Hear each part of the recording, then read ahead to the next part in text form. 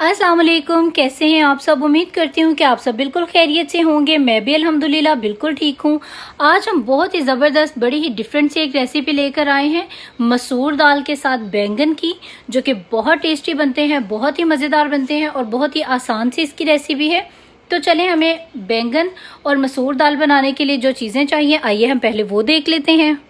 मसूर दाल 250 ग्राम, एक अदद बैंगन चाहिए होगा, जिसको आप इस तरह से बहुत ज़्यादा बारीक भी नहीं और मोटे भी नहीं, दरमियाने से स्लाइसेस में इस तरह राउंड शेप में कट कर लीजिएगा।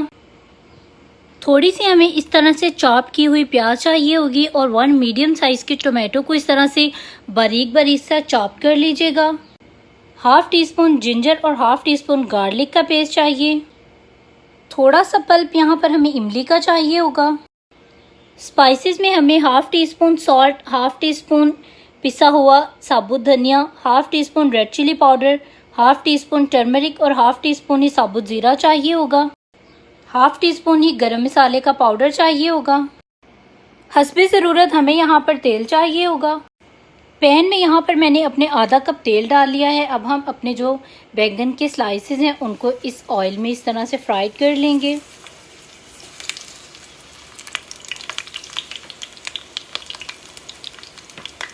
तमाम बैंगन के स्लाइसेस को इस तरह से ऑयल में हम यहाँ पर फ्राइड कर लेंगे।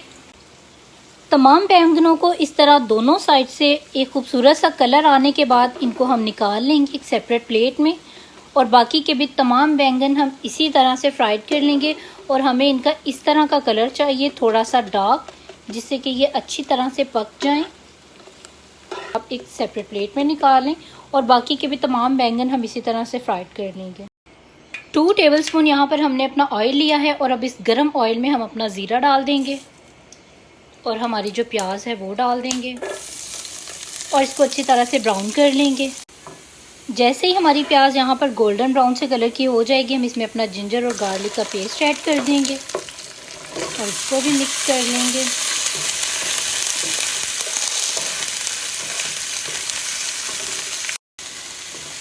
जिंजर एंड गार्लिक के पेस्ट को हल्का सा यहाँ पर भूनने के बाद अब हम इसमें अपने टोमेटोज़ ऐड कर देंगे,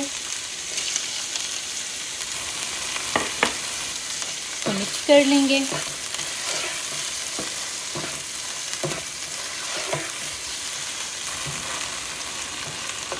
टोमेटोज़ को अच्छी तरह से मिक्स करने के बाद अब हम इसमें हमारे जो ऑल स्पाइसेस है वो तमाम डाल देंगे और अब इन स्पाइसेस को भी अच्छे से मिक्स कर लेंगे। बिल्कुल थोड़ा सा यहाँ पर हम पानी इसमें ऐड करेंगे, बिल्कुल थोड़ा सा बस।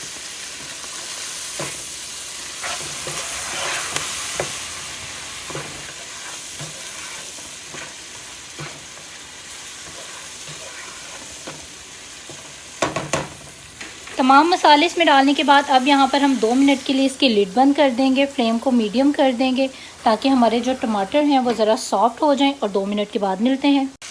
2 मिनट के बाद ये देखें, हमने अपनी लिड हटाई है तो हमारा जो तमाम पानी है यहाँ पर वो ड्राइड हो चुका है और जो टमाटोज़ हैं वो भी अच्छे से यहाँ पर बिल्कुल मैश हो चुके हैं। अब यहाँ पर हम सिर्फ 2 मिनट अपने मसाले की अच्छी तरह से भुनाई करेंगे और उसके बाद इसमें दाल ऐड कर देंगे। तो चलें 2 मिनट हम यहाँ पर इसकी अच्छे से भुनाई कर लेते हैं। मसाला हमारा यहाँ पर बहुत अच्छी तरह से भून चुका है। अब हम यहाँ पर इसमें अपनी जो दाल है वो ऐड कर देंगे इस तरह से, और इसको अच्छे से मिक्स कर लेंगे।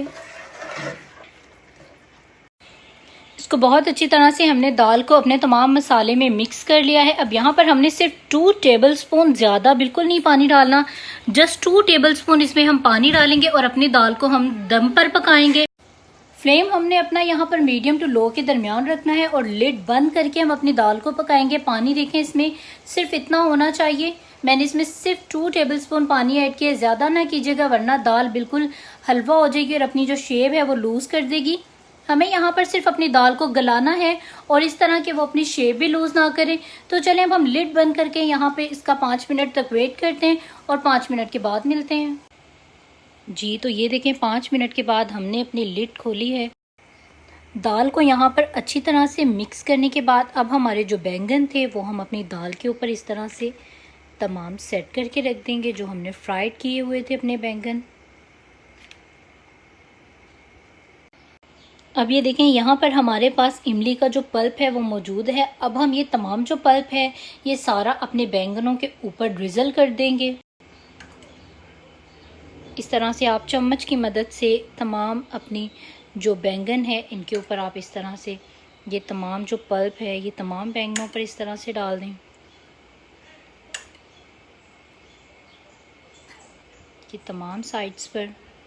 और ये पल्प बहुत मज़े का लगता है, बहुत अच्छा लगता है इस दाल के साथ। आप लोग जब ये रेसिपी को बनाएंगे तो आपको पता चलेगा कि ये पल्प जो है वो डालने के बाद आप इसकी लिड को बंद कर देंगे। 1 मिनट हमने यहाँ पर अपने जो बैंगन है उसको अपनी दाल के साथ अच्छी तरह से सॉफ्ट कर लेना है। बैंगन यहाँ पर हमारे फ्राइड हुए में हैं। हमने सिर्फ यहाँ पर इसको सिर्फ और सिर्फ 1 मिनट का दम देना है, ज़्यादा बिल्कुल नहीं देना। तो 1 मिनट दम देने के बाद मिलते हैं जी। तो 1 मिनट के बाद मैंने यहाँ पर अपना फ्लेम ऑफ कर दिया है। हमारे जो बैंगन और दाल हैं वो बिल्कुल रेडी हो गए हैं। लेकिन मैंने अभी इसको तकरीबन 10 से 15 मिनट के बाद मैं इसको डिश आउट करूँगी। तो जब भी आपने इसको डिश आउट करना हो आप उस टाइम इसका दम खोलें। और बेहतर होगा कि अगर आप इसका फ्लेम ऑफ करने के बाद इसको कुछ देर के लिए तकरीबन 5 मिनट के लिए इसी तरह लिड बंद करके ऐसे ही रखा रहे जी। तो तकरीबन 10 मिनट के बाद मैंने यहाँ पर अपनी दाल को और बैंगनों को डिश आउट कर लिया है। आप इसको ज़ीरे वाले रायते के साथ और सलाद के साथ खाएं तो ये बहुत अच्छा लगेगा। तो उम्मीद करती हूँ कि आपको मेरी ये रेसिपी अच्छी लगी होगी और ये बहुत मज़े की लगती है, स्पेशली नाश्ते में तो ये बहुत ही अच्छी लगती है। तो आप लोग भी इस रेसिपी को ज़रूर ट्राई कीजिएगा। इसके साथ अचार भी बहुत मज़े का लगता है। आप लोग भी मेरी इस रेसिपी को ज़रूर ट्राई कीजिएगा। इंशाल्लाह आप लोगों को भी मेरी ये रेसिपी बहुत अच्छी लगेगी। और अगर आप लोगों को मेरी रेसिपीज़ अच्छी लगती हैं तो प्लीज़ मेरे चैनल को लाइक करें, सब्सक्राइब करें और शेयर करें। सब्सक्राइब करने के साथ में जो बेल का आइकन है उसे ज़रूर दबाइएगा। उससे ये होगा कि मेरी जो भी न्यू रेसिपी होगी उसकी नोटिफिकेशन आपको मिल जाएगी। तो अब आप लोग मुझे इजाज़त दीजिए। मुझे और मेरी फैमिली को अपनी खुसूसी दुआओं में याद रखिएगा। टेक केयर, अल्लाह हाफिज़, बाय।